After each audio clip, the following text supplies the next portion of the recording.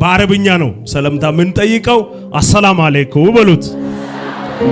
ወአለይኩም ሰላም ወራህመቱላሂ ወበረካቱሁ ብላችሁ መልሱ።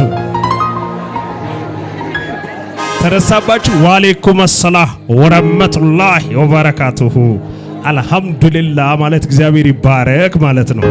Clap your hand and give glory for God. ጆሮአችሁን ለመያዝ ይነህል ካልኳችሁ አሁን ስሜን ተናግሬ ከዛ እግዚአብሔርን ቃል አብረን በተሰጠን እድሜና ድል የእግዚአብሔርን ቃል የምንሰማበት እድል አግኝተናል። ስለዚህ የእግዚአብሔርን ቃል እንሰማለን። ከዚያ ቀደም ብሎ ይህ ጥቁር ሰውዬ ከየት መጣ እንዳትሉ፣ ዳግምም ድንገት መንገድ ላይ ካገኛችሁም ምን ይመስላል እንዳትሉ፣ ያው አንተን ነው የሚመስለውና እግዚአብሔር ስሙ ይባረክ። ስለዚህ ስሜ በጣም አጭር ነው፣ 3 ፊደል ብቻ ነው። ነብይ ንጉሴ ሚኤሶ ነገሶ ወራቆ ኦብሴ ባንቱ በከሉ ሻንካ ሮባ ኦዳ ይባላል። አጭር ፊደል ብቻ ነው፣ 3 ፊደል ብቻ ነው። ጌታ 7 ጊዜ ይባርከኝ። መጽሐፍ ቅዱስ የያዛችሁ የማርቆስ ወንጌል ምዕራፍ 6 ከቁጥር 1 ጀምሮ ያለውን ቃል አብረን ከፍተን እግዚአብሔርን ቃል እናነባለን። ታዲያ ከየት ነው የመጣው ካላችሁ ከኢትዮጵያ ነው የመጣሁት። ከዚህ ቅርብ ነው፣ ከውጭ ሀገር አይደለም። ኡጋንዳዊ ይመስላሉ አይደለ? ጌታ ይባርከኝ። ለውል እግዚአብሔር ስሙ ይባረክ። ስለዚህ ልብ ብላችሁ እግዚአብሔርን ቃል ስሙ። ሁሉ ነገር ከዚህ ቃል ይወጣል። ይሄንን ቃል ሰምታችሁ የብዙዎች ታሪክ በታምራት ይቀየራል። ይህ ቃል ከሰማይ ምድር የተፈጠረበት ቃል ስለሆነ እስካሁን ድረስ ባቃተን ጉዳይ ላይ ይሄንን ቃል አውጃለሁ። አንዳንድ ሰዎች ህይወት ላይ ድንገተኛ የሆነ ለውጥ ይሆናል። ኢየሱስ የጌቶች ጌታን ትንሽ ገፋ አድርጉና ድንገተኛ ለውጥ ባንተ ህይወት ይሆናል በሉት። የማርቆስ ወንጌል ምዕራፍ 6 ላይ ከቁጥር 1 ጀምሮ የሰራዊት ጌታ የአምላካችን እግዚአብሔር ቃል እንዲህ ይላል። ስፍራውን በጌታ በኢየሱስ ክርስቶስም አነባለሁ። እንዲህ ይላል። ከዚህም ወጥቶ ወደ ገዛ ሀገሩ መጣ፣ ደቀ መዛሙርቱም ተከተሉት። ሰንበትም በሆነ ጊዜ በምኩራብ ያስተምር ጀመረ። ብዙዎችም ሰምቶ ተገረሙና እነዚህ ነገሮች ይህ ከወዴት አገኛቸው? ለዚህስ የተሰጣቸው ጥበብ ምንድናት? በእጅም የሚያደርጉት እነዚህ ያሉ ተአምራት ምንድናቸው? ይህስ ጸራቢው የማርያም ልጅ የያዕቆብ የዮሳም የይሁዳም የስምዖንም ወንድም አይደለምን? እህቶቹስ በዚህ በእኛ ዘንድ አይደሉምን? አሉ። ይሰናከሉበትም ነበር። ኢየሱስ ነቢይ ከገዛ ሀገሩ ከገዛ ዘመዶቹ ከገዛ ቤቱም በቀር ሳይከበር አይቀርም አላቸው። በዚያን ጊዜ በጥቂት ደዌዎች ላይ እጁን ጭኖ ከመፈወስ በቀር ተአምር ሊያደርግ ምንም አልቻለም። ጥቂት ደዌዎች ላይ እጁን ጭኖ ከመፈወስ ባሻገር ተአምራትን ሊያደርግ አልቻለም ይላል። ይሄንን ምዕራፍ 6ን በእርግጠኝነት ልብ ሰተን ለመስማት ከኋላ ያለውን ምዕራፍ 5ን ጠቅላላ ምዕራፉን አንድ ላይ በእርግጠኝነት በልባችን በአእምሮአችን መያዝ ይኖርብናል። ካልሆነ ከፊት ያለውን በደንብ መያዝ ስለሚያስቸግረን ይሄንን ከኋላ ያለውን ምዕራፍ 5ን ከቁጥር 1 ጀምሮ እስከ 43 ድረስ ያለውን በ3 ቦታ ላካፍልና ለእናንተ ይሄንን ማብራሪያ ሰጥቼ ወደሚቀጥለው ሐሳብ አመራለሁ። በዚህ መጽሐፍ ላይ መጽሐፍ ቅዱስ ሲናገር በጠላቶቻችሁ ላይ እነዚህ ከፍ ያሉ እጆች በኢየሱስም ሰይፍ ይሆኑ። የሚቀበል ሰው አለ? በጌታ በኢየሱስ ክርስቶስም በጠላቶቻችሁ ላይ እነዚህ ከፍ ያሉ እጆች ዝም ብላችሁ እንጀራ ለመብላት የሆነ ነገር ለመውሰድ ብቻ ሳይሆን እነዚህ ከፍ ያሉ እጆች በጠላቶቻችሁ ላይ ለሚቀበል ሰው አምኖ ለሚቀበል ሰው ማወጅ እፈልጋለሁ። ጦር ይሁንበት፣ ሰይፍ ይሁንበት፣ ድንጋይ ይሁንበት። ተቀብለው ይሁን ላለ ሰው ከዚህ ነው ማክሮ ሰከንድ ጀምሮ ይሁንለት። ኢየሱስ የእግዚአብሔር ልጅ ለዘላለም ሻድናል። ክብር ይሁን።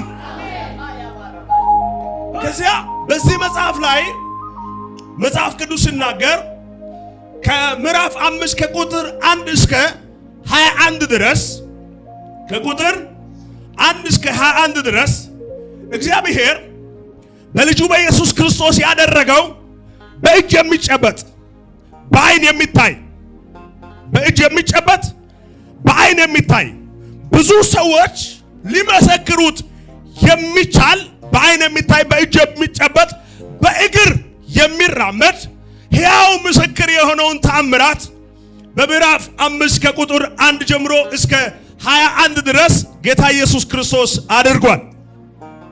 ከዛ በመቀጠል አሁንም ምዕራፍ 1 ከቁጥር እነዚህ 3 ቁጥሮች አሉ።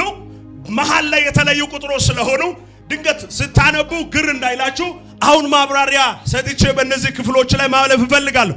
ትኩረት ሰጥታችሁ ስለምትከታተሉ አደራችሁን ልላችሁ እፈልጋለሁ። ምዕራፍ 1 ቁጥር 22፣ 23 እና 24 እነዚህ 3 ቁጥሮች የምኵራብ አለቃ አንዱ ይምጣና ኢያሪዎስ የሚባል እባክህን ልጄ ታማለች፣ ስለዚህ መጥተህ ልጄን እንድትፈውስ ብሎ ኢየሱስ ክርስቶስን ስለምን ልመናውን ሳይጨርስ የሆነ ድንገት መስመር የጣሰ ሰበር ዜና ይደርሳል። እሱ ምንድነው ቢባል 12 ዓመት ሁሉ ደም ሲፈሳት ቆይታ ብዙ ባለመድኃኒቶች ጋር ሄዳ መፍትሄ አታ ገንዘቧ እየባከነ አቅሟ እየደከመ ለበርካታ ዓመታት የተጎዳች አንድ ሴት እንዲህ ብላ መጣች። በእህሉ አይፈቅድም፣ አካባቢ ሁኔታ አይፈቅድም። እነዚህ ሰው በርከት ወደሚልበት ቦታ መቅረብ አትችልም፣ ምክንያቱም ጥሩ ጠረን የላትም። እነዛ አይነት ሰዎች ይገለላሉ ከሰው መካከል። ስለዚህ ይህች ሴት አንድ ነገር አመነች። ኢየሱስ ይፈውሳል የሚለውን፣ ኢየሱስ ያድናል የሚለውን ከኢየሱስ እኔ እሱ ጋር ቢጠጋ የሆነ በቃ መድኃኒት ዛሬ እቀበላለሁ የሚለውን እምነት አመነችና የቤቷ አንድ ደብዳቤ ትጽፋለች። ደብዳቤው እንዲህ የሚል ነው፣ የኢየሱስን የልብሱን ጫፍ እነካ እንደሆነ እፈወሳለሁ የሚለውን እዚያ አምና መጣች። ከዚያ ይህ ኢያሪዎስ የሚባል ሰው ኢየሱስ ክርስቶስን ስለ ልጅቱ እያናገረ እሷ ጣልቃ ገባችና አንድ ነገር አለ። ምንድነው? የሆነ በቃ እንጀራ ስለበሉ ማዕድ ስለቆረሱ በሽተኞች ስለተፈወሱ ወይም ቁመትም ስላጠራቸው በብዙ ሁኔታ ኢየሱስ ክርስቶስን የሚከታተሉ ሰዎች በርካታ ሰዎች ነበሩ። ነገር ግን እሷ ከቤቷ አንድ ነገር አምና መጣች። የኢየሱስን የልብሱን ጫፍ ነካ እንደሆነ ምን ይሆናል? እድናለሁ፣ ይፈወሳለሁ ብላ አምና መጣች። ሰውየው ቅድም የመጣው ሰውዬ ቆሟል። ሰበር ዜና ከመካከል ሆነና ሴትዮዋ ጉትት አድርጋ ፈውሱን ተቀበለችና ኪሷ ከተተች። ዛሬም እነዚህ ጉትት የሚያደርግ ሰው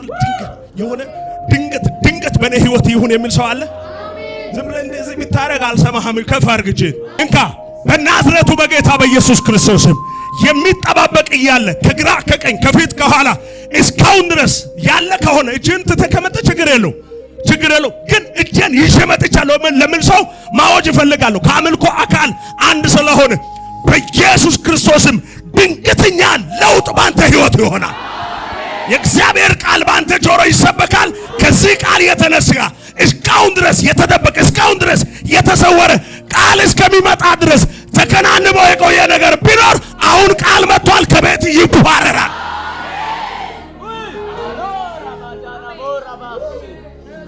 ስለዚህ በዚህ ቦታ ላይ ምዕራፍ 5 ቁጥር 22፣ 23 እና 24 ላይ ሰውየው ጥያቄውን ጠይቆ ቆሟል።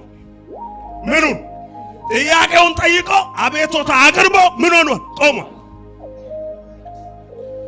ከቁጥር 25 ጀምሮ እስከ 34 ድረስ ስለዚህ ሴት ነው ታሪኩ የሚያወራው። ከቁጥር ቀጥሎ ደግሞ ከቁጥር 35 እስከ 43 ድረስ ቅድም ሰበር ዜና ጣልቃ ገብቶ ቁጥር 22 ላይ ቁጥር 21 ላይ ቁጥር 24 ላይ ጥያቄውን የጠየቀ እጅ አንስተው እጁን አላወረደም። እሱ ጥያቄውን ጠይቋል።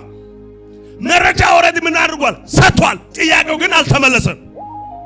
ስለዚህ ሰውዬ ነው የሚያወራው። እሱ ደግሞ ልጅቱ ሞታበት መጀመሪያ ታማለች። ከዚያ የሴትዮዋን ጉዳይ ኢየሱስ ጉዳዩን እያስፈጸመ ማተም በሷ ጉዳይ ላይ እያሳረፈ ከዚያ ደግሞ መርዶ ነጋሪዎች ከልጅቱ ወይም ከሰው የከና ኢያሪዎስ ቤት መጥቶ ስማ፣ አዎ መምህሩን ባግዝም ብላ ታድክመው ምሳም አልበላም። ስማ፣ አዎ እሺ፣ ምንድነው የሚያስፈልገው? አይ በቃ መምህሩን አታድክመው፣ ልጅቱ ምን ሆናል? ሞታለች ስል ጀግና አይደለ ኢየሱስ? ሞትና ሕይወት በእጁ ያለበት አይደል? እንዲህ አለ፣ እመን እንጂ አትፍራ። እሺ ቁጥር ከአንድ ጀምሮ እስከ 21 ድረስ ያለው ስለምንድን ነው የሚያወራው? እነዚህ አነካክቻለሁ። ነገር ግን ሰፊ ትንሽ ጠለቅ ያሉ ማብራሪያዎችን ሰጥቼ ወደ ምዕራፍ 6 እሻገራለሁ። እጆቻችሁን ከፍ አድርጉ። ሰማይ አሁን በአንጻራችን ይከፈት። ድንገተኛ በረከት በዚህ ህዝብ ላይ የተለቀቀ ይሁን። እስካሁን ድረስ በረከታቸውን ሲያሳድድ የነበረ አውሬ ወገቡ ይወጋ።